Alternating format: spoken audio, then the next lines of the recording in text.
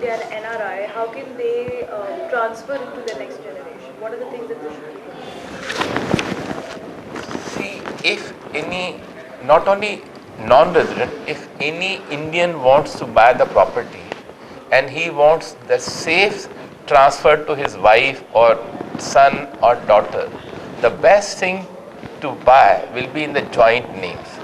And then you must provide in the agreement itself that A and B, Mr. and Mrs. are buying as a joint tenants or joint owners with clear intention that after the death of either of them, the survivor will become the owner.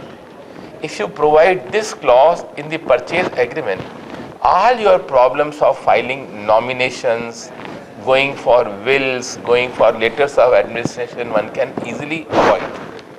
This is very easy, but people, whenever you see any ownership agreement of any of the builders here, you will find they write A and B, which term shall mean and include their respective heirs, executors, administrators, and signs.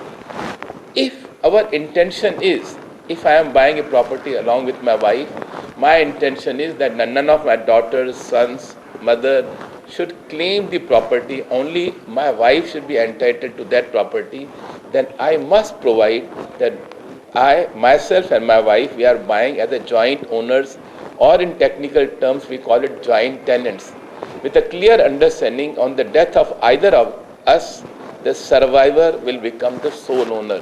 So that clause, which is printed in most of the ownership agreements, must be amended by the purchaser while buying. Right. So also, if somebody is buying a property in India, what are the things that they should look for in legal terms?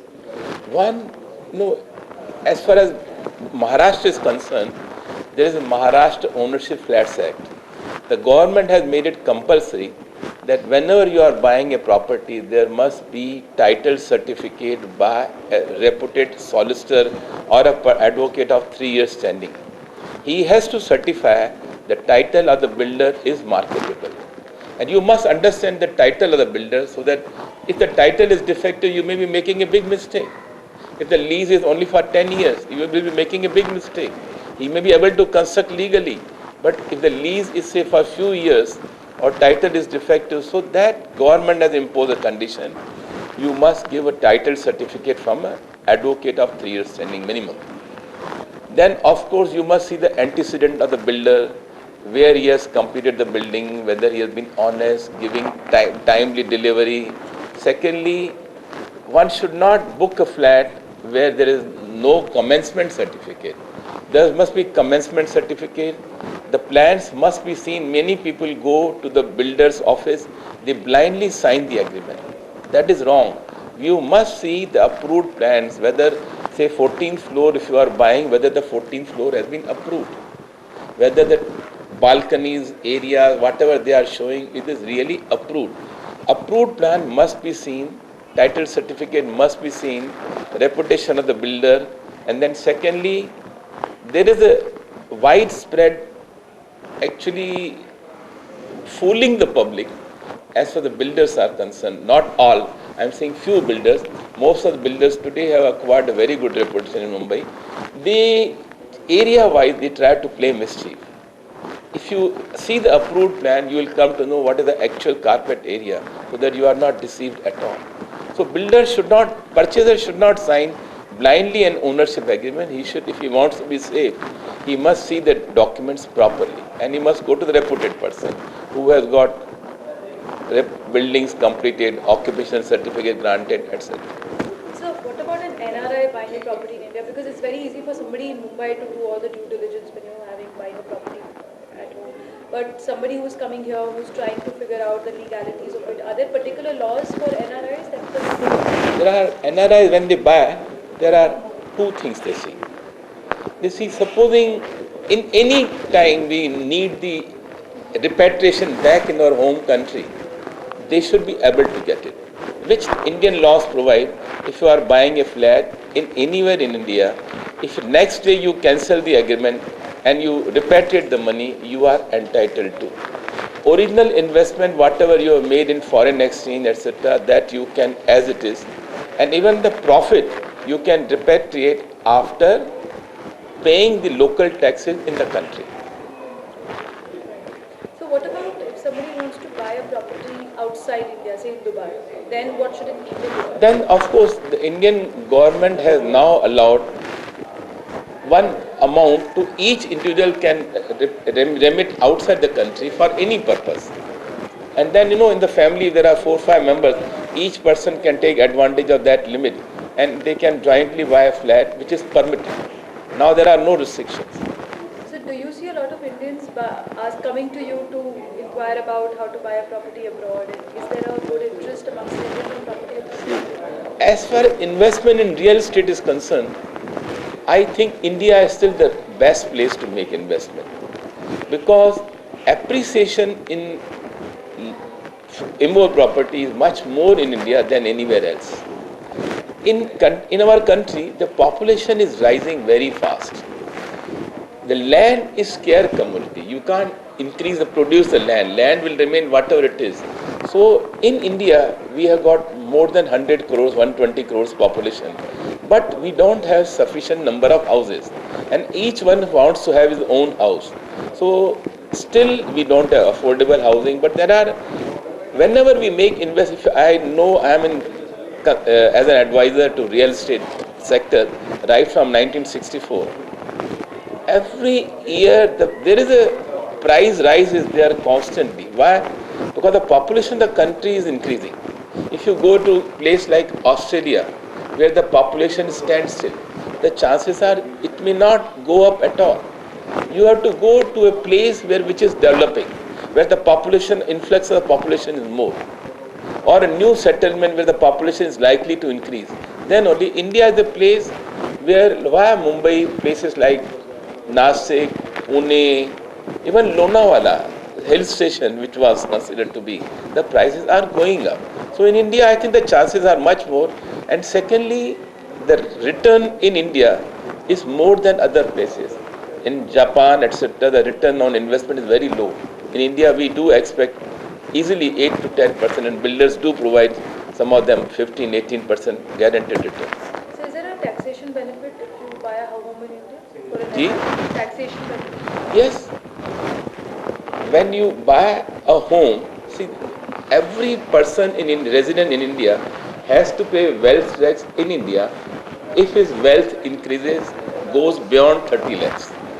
But everything is not taxable under the Wealth Tax Act, like land and building, then your jewellery, the motor car. These are some of the items which are taxable.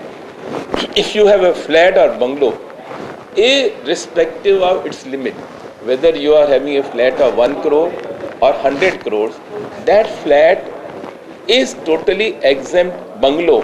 Whether you have a flat or bungalow, one flat of your choice, there is no wealth tax at all.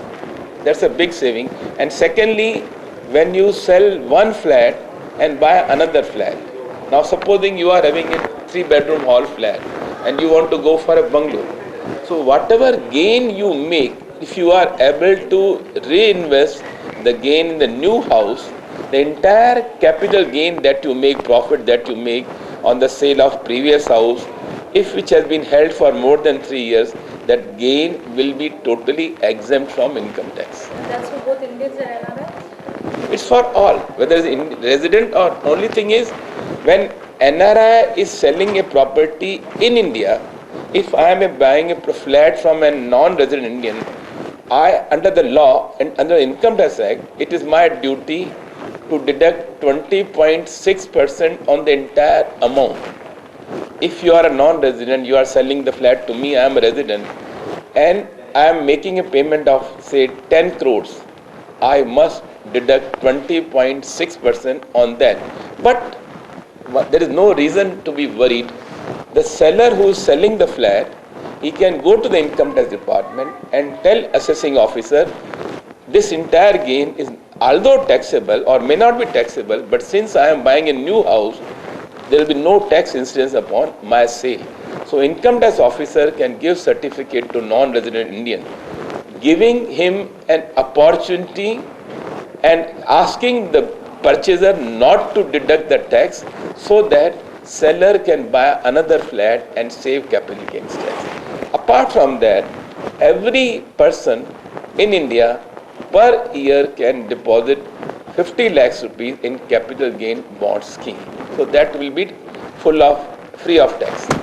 That is another. Earlier there was no limit, now there is a limit of 50 lakhs. So, last question. When we're talking about if somebody wants to buy a home in Dubai from India, and of course there is a certain set of advantages allowed and families can come together. Any legal, other legal rules that they have to do? Here we are very liberal in our country. Now you have to only go to the banks, you have to show them and they will remit this. There are banks who are, we call them authorized dealers in foreign exchange. Those banks undertake this work and it's absolutely perfect, there's no question. Thanks, sir. Thank you so much for talking.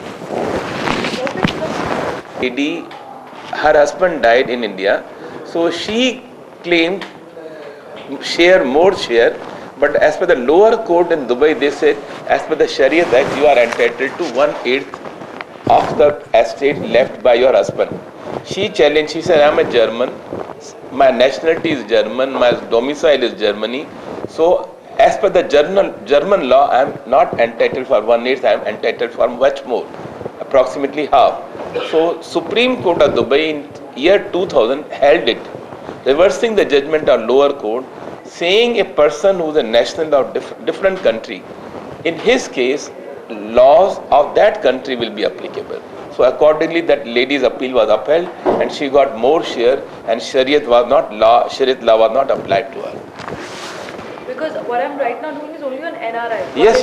So this is good. So bills and this we will do a separate thing and then let's have Any Sir, if two houses. okay. Sale value of two houses. You can't have 10 flats and then go on, that means become trading. No. You can have two houses in India and you will be entitled to repatriate that amount. If you have more than two houses, you will not get the benefit of repatriation. Otherwise everybody would say that So that becomes trading. They don't want trading. They want every Indian to hold his own house in India, not do the trading there.